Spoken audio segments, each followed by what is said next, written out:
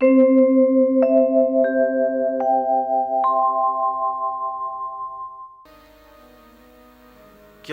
बोले भक्ति करने वाले तो कभी कभी भगवान को भूल भी जाते हैं, लेकिन वैर भाव से, शत्रु भाव से भगवान का चिंतन करने वाले ये असुर कभी भगवान को नहीं भूलते।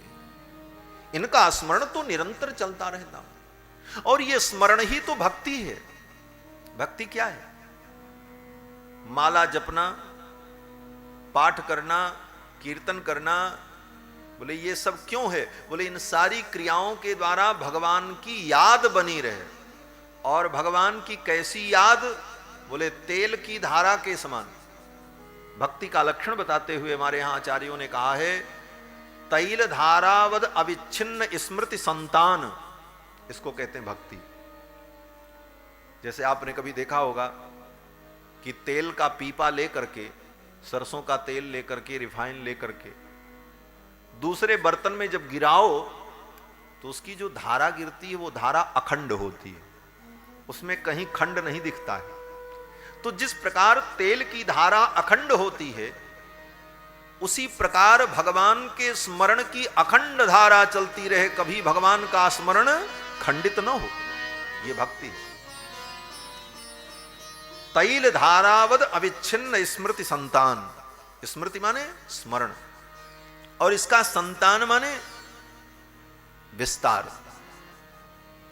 सततता, निरंतरता बनी रहे, निरंतर भगवान का स्मरण होता रहे, यही भक्ति है। तो भक्ति योग में प्रेम से कोई भगवान का स्मरण करता है तो कभी कभी धारा टूट भी जाती है, लेकिन वैर भाव से स्मरण करने वाले असुरों का स्मरण कभी टूटता नहीं है। वो भगवान को हर क्षण याद रखते हैं। और रामायण में भी भगवान श्री राम कहते हैं कि बैर भाव सुमिरत मोहि निश्चर। ये निशाचर जो हैं, ये बैर भाव से मेरा स्मरण करते रहते हैं, इसलिए मैं इनको परम गति प्रदान करता हूं। और नारद जी कहते हैं, देखो जहां तक शिशुपाल की बात है, नारद जी ने युधिष्ठिर से कहा, राजन ये शिशुपाल जो है ना, ये आज से नहीं कई जन्मों से भगवान से बैर करता चला आया। इसके पहले पिछले जन्म में ये रावण बना था, और तब भी इसने भगवान से बैर किया। और उसके पिछले जन्म में ये हिरण्यकश्यपु था, और तब भी इसने भगवान से बैर किया। ये तो भगवान का पार्षद है। जय और विजय जो भगवान के पार्षद सनकादिक के शाप से 3 जन्म तक राक्षस बने। द्वारपाल हरि के प्रिय दोऊ, जय अरु विजय जान सब कोऊ। विप्र साप ते दूनौ भाई, तामस असुर देह तिन पाई। जय और विजय ही पहले जन्म में हिरण्याक्ष और हिरण्यकश्यपु बने, दूसरे जन्म में रावण और कुंभकर्ण बने, तीसरे जन्म में शिशुपाल और दंतवक्र बने। अब इनका ये अंतिम जन्म था, और भगवान ने कृपा करके इनको सायुज्य मुक्ति प्रदान की। ये भगवान के चरणों में विलीन हो गए। नारद जी ने जब शिशुपाल के पिछले 2 जन्मों की चर्चा की, और उसी प्रसंग में हिरण्यकश्यपु का जब नाम लिया, तो युधिष्ठिर ने कहा, महाराज मैंने सुना है कि हिरण्यकश्यपु का बेटा प्रहलाद भगवान का परम भक्त था, और प्रहलाद के कारण, प्रहलाद की रक्षा के लिए भगवान नरसिंह रूप में अवतरित हुए, और भगवान ने हिरण्यकश्यपु का वध किया। ये कथा आप कृपा करके आप हमें सुनाओ। श्री युधिष्ठिर ने जब नारद जी से प्रहलाद के चरित्र का श्रवण करने की इच्छा व्यक्त की, तो श्री नारद जी महाराज सुनाने लगे। नारद जी कहते हैं, ये कथा नारद जी युधिष्ठिर को सुना रहे हैं, और सुखदेव जी राजा परीक्षित को सुना रहे हैं। नारद जी कहते हैं, हे राजन, हिरण्याक्ष के भाई हिरण्यकश्यपु ने जब देखा कि मेरे भाई को विष्णु ने बराह रूप धारण करके मार दिया, तो हिरण्यकश्यपु भगवान से द्वेष करने लगा। भगवत्यकरोद्वेषं भ्रातर्वधमनुस्मरन्, अपने भाई के वध का स्मरण करके हिरण्यकश्यपु भगवान से द्वेष करने लगा और अपने भाई के वध का बदला लेने के लिए हिरण्यकश्यपु ने विचार किया कि चलो चल करके पहले तपस्या करते हैं, तपस्या के द्वारा अमरत्व को प्राप्त कर लें, वरदान को प्राप्त कर लें और तब अपने भाई के वध का बदला लेंगे और विष्णु से युद्ध करेंगे। हिरण्यकश्यपु ने मंदराचल पर्वत की तलहटी में जाकर घोर तप किया। सतेपे मंदर द्रोण्याम तपः परम दारुणम, मंदराचल पर्वत की द्रोणी में उपत्यका में जाकर घोर तप किया हिरण्यकश्यपु ने। सतेपे मंदर द्रोण्याम तपः परम दारुणम, ऊर्ध्वबाहु नभो दृष्टि पादांगुष्ठाश्रितावनि, पैर के अंगूठे के बल खड़े होकर अपने दोनों हाथ को ऊपर उठा करके आंख फाड़ करके आकाश की ओर देखते हुए हिरण्यकश्यपु ने 10,000 वर्ष तक ब्रह्मा जी की आराधना की। इन दैत्यों को भी इतना बल मिलता था तो फोकट में नहीं मिलता था, तप करते थे, इसीलिए देवता भी इनसे हार जाते थे। 10,000 वर्ष तक तप किया हिरण्यकश्यपु ने और 10,000 वर्ष में शरीर गल गया, हड्डियां केवल बची, मस्तक से धुआं निकलने लगा। तपंतम तपसा लोकान यथा भ्रापिहितम रविम, और हिरण्यकश्यपु के मस्तक से निकलने वाले धुएं के द्वारा ब्रह्मलोक आच्छादित होने लगा। ब्रह्मा जी आए और आकर के ब्रह्मा जी ने अपने कमंडल का जल हिरण्यकश्यपु के मस्तक पर डाला, धुआं शांत हुआ। ब्रह्मा जी के कमंडल का जल पड़ते ही हिरण्यकश्यपु का शरीर दिव्य स्वर्णमय हो गया, चम चम चमकने लगा। ब्रह्मा जी ने कहा, उत्तिष्ठोत्तिष्ठ भद्रम ते तपस्सिद्धोसि काश्यप, हे कश्यप के पुत्र, तुम्हारी तपस्या सिद्ध हो गई, वरदान मांगो, मैं तुम्हें वरदान देने के लिए आया। वरदो हम अनुप्राप्तो ब्रियतामीप्सितो वरह, जो वरदान तुम्हें चाहिए मांगो। तो हिरण्यकश्यपु ने कहा कि आपकी सृष्टि में बनाए हुए किसी भी व्यक्ति से मेरी मृत्यु न हो। पहले तो अमरत्व का वरदान मांगा, ब्रह्मा जी ने कहा अमरत्व का वरदान तो मैं दे नहीं सकता, इसके अतिरिक्त तो कुछ मांग लो। तो हिरण्यकश्यपु ने कहा कि आपकी सृष्टि में बनाए हुए किसी भी व्यक्ति से मेरी मृत्यु न हो, किसी प्राणी से मेरी मृत्यु न हो।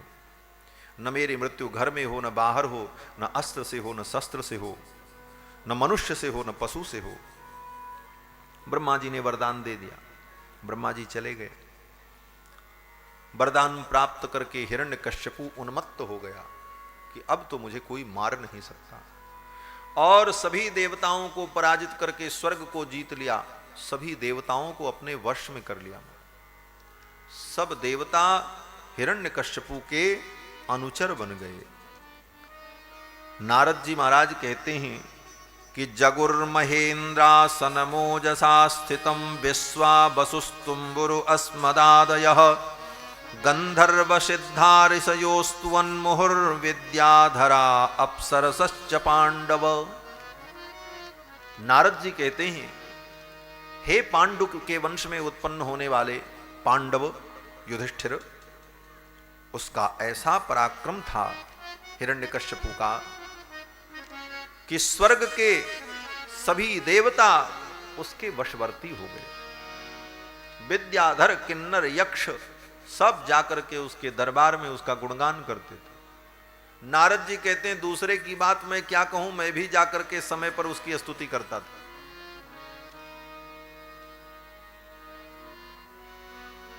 नारद जी कहते हैं, हे राजन,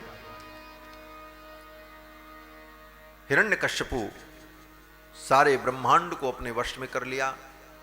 भगवान ने देखा कि इसका समय अभी पूरा नहीं हुआ है, इसलिए भगवान छिप गए। हिरण्यकश्यपु ने भगवान को बहुत खोजा कि वो विष्णु कहीं मुझे मिल जाए, लेकिन भगवान छिप गए। बोले कहां छिपे? बोले हिरण्यकश्यपु के हृदय में जाकर के भगवान छिप गए। भगवान ने सोचा ये सब जगह तो हमको ढूंढेगा लेकिन अपने हृदय में मुझे नहीं ढूंढेगा। सुखदेव जी ये कथा सुनाते हुए कहते हैं, राजन, हिरण्यकश्यपु का पुत्र प्रहलाद भगवान का परम भक्त, 5 वर्ष के प्रहलाद जी, एक दिन हिरण्यकश्यपु ने प्रहलाद को अपनी गोद में बैठाया। एकदा सुरराट पुत्रम अंकमारोप्य लालयन पप्रच्छ कथ्यताम वत्स मन्यते साधु यद भवान। हिरण्यकश्यपु ने प्रहलाद को अपनी गोद में बैठाया और बड़े प्रेम से हिरण्यकश्यपु ने पूछा, प्रहलाद ये बताओ तुम्हें कौन सी बात अच्छी लगती है? मन्यते साधु यद भवान। तो प्रहलाद जी 5 वर्ष के बालक प्रहलाद जी कहते हैं कि तत्साधु मन्ने सुरवर्य देहिनाम, हे असुरराज, मुझे तो यही बात अच्छी लगती है कि इस मानव जीवन को प्राप्त करके, इस शरीर को प्राप्त करके भगवान श्री हरि के चरणों में लग जाओ, श्री हरि का भजन करो और संसार सागर में, ये संसार, ये दुनिया का प्रपंच क्या है? बोले अंधा कुआं है। हित्वात्मपातम गृहमंधकूपम, इस अंधे कुएं में गिरने से अच्छा है कि वनम गतो यद हरिमाश्रयेत, तो वन का रास्ता पकड़ लो और भगवान श्री हरि का आश्रय ग्रहण करो। प्रहलाद जी की इन बातों को सुनकर के हिरण्यकश्यपु ने अट्टहास किया। लगता है किसी विरोधी व्यक्ति ने मेरे शत्रु की बात मेरे बालक को सिखा दी। गुरुओं को बुलाया, असुरों को पढ़ाने वाले जो गुरु थे शंडामर्क, उनको बुलाया और कहा ले जाओ मेरे बेटे को, इसको आसुरी शिक्षा दो, असुरों का जो धर्म है वो इसे सिखाओ। शंडामर्क लेकर के गए, गुरुकुल में पढ़ाने लगे, लेकिन प्रहलाद जी को क्या पढ़ाएंगे? प्रहलाद जी पहले से ही इतना पढ़ चुके हैं कि इनको अब कुछ पढ़ने की जरूरत नहीं। बोले कौन पढ़ा दिया? अभी तो 5 वर्ष की ही अवस्था है। बोले जब ये मां के गर्भ में थे उसी समय सब कुछ पढ़ लिया था। कैसे पढ़ लिया? बोले हिरण्यकश्यपु जब तपस्या करने गया तो हिरण्यकश्यपु की पत्नी कयाधु गर्भवती थी। उसी समय इंद्र आए और कयाधु को ले जा रहे थे कि इसके गर्भ को हम नष्ट कर दें। रास्ते में नारद जी मिल गए। नारद जी ने कहा, इंद्र कयाधु को कहां ले जा रहे हैं? इंद्र ने कहा, इसके गर्भ में जो बालक है मेरे शत्रु का बालक है, ये भी मेरा शत्रु होगा, मैं इसे मार देना चाहता हूं, इसके गर्भ को मैं नष्ट कर देना चाहता हूं। नारद जी ने कहा, नारायण ऐसा मत करो, इसके गर्भ में जो बालक है वो भगवान का परम भक्त है, इसे छोड़ दो, यही तुम लोगों का कल्याण करेगा। नारद के कहने पर इंद्र ने कयाधु को छोड़ दिया। कयाधु ने कहा, मुनिवर मैं कहां जाऊं, मेरे पति तपस्या करने गए और ये देवता बड़े चतुर हैं, आज तो आपने बचा लिया, कल ये फिर मुझे उठा ले जाएं तो मैं क्या करूंगी? तो नारद जी ने कहा, अच्छा तो ठीक है, चलो मेरे आश्रम में, जब तक तुम्हारे पति तपस्या करते हैं तब तक तुम मेरे आश्रम में रहना। कयाधु ने कहा, महाराज मैं तो आपके आश्रम में रहूंगी, लेकिन मेरे बालक का जन्म हुआ और मेरे बालक को चुरा ले गए ये देवता लोग, तब मैं क्या करूंगी? तो नारद जी ने कहा, अच्छा इसका भी मैं उपाय कर देता हूं। नारद जी ने कहा, जाओ मैं आशीर्वाद देता हूं, जब तक तुम्हारे पति तपस्या करके नहीं आएंगे तब तक तुम्हारे बालक का जन्म नहीं होगा, तब तक ये गर्भ में ही रहेगा। 10,000 वर्ष तक हिरण्यकश्यपु ने तप किया है और प्रहलाद जी 10,000 वर्ष तक अपने मां के गर्भ में, और तब तक उनकी मां कयाधु कहां थी? बोले नारद जी के आश्रम में। और नारद जी के आश्रम में रोज सत्संग होता, कथा होती और कयाधु सुनती। उन महर्षियों के बीच में, महात्माओं के बीच में रह करके सत्संग श्रवण करते करते गर्भ में ही प्रहलाद जी महाराज को सारा ज्ञान विज्ञान प्राप्त हो गया। भक्ति के समस्त सिद्धांत को, समस्त रहस्य को प्रहलाद जी ने गर्भ में ही समझ लिया और धारण कर लिया। 5 वर्ष के प्रहलाद जी हैं और प्रहलाद जी ने कहा कि भगवान का भजन ही सार है। गुरु जी लोग पढ़ाने ले गए, प्रहलाद जी चुपचाप बैठे रहते, सुन लेते उन असुर गुरुओं की बात, लेकिन उस पर ध्यान नहीं देते थे। एक दिन हिरण्यकश्यपु ने प्रहलाद जी को फिर बुलाया और बड़े प्रेम से गोद में बैठाया। आरोप्यांकम अवघ्राय मूर्धन्यश्रुकलाम्बुधि, गोद में बैठाकर सिर पर हाथ फेरते हुए बड़े दुलार से हिरण्यकश्यपु ने प्रहलाद से कहा कि प्रहलादानुच्यताम तात स्वधीतम किंचिदुत्तमम। अरे प्रहलाद, तुमने क्या पढ़ा? तुम्हारे गुरुजी ने तुमको क्या पढ़ाया? 2-1 पाठ सुनाओ जो तुमको याद हो। तो प्रहलाद जी ने कहा, पिताजी मैंने 9 पाठ पढ़ा है। अच्छा, 9 पाठ पढ़ लिया? हाँ। बोले सुनाओ। तो प्रहलाद जी सुनाने लगे। प्रहलाद जी कहते हैं, श्रवणम कीर्तनम विष्णु स्मरणम पाद सेवनम अर्चनम बंदनम दास्यम सख्यम आत्मनिवेदनम। ये 9 पाठ मैंने पढ़ा है। ये 9 पाठ क्या है? यही नवधा भक्ति है। पहला पाठ क्या है?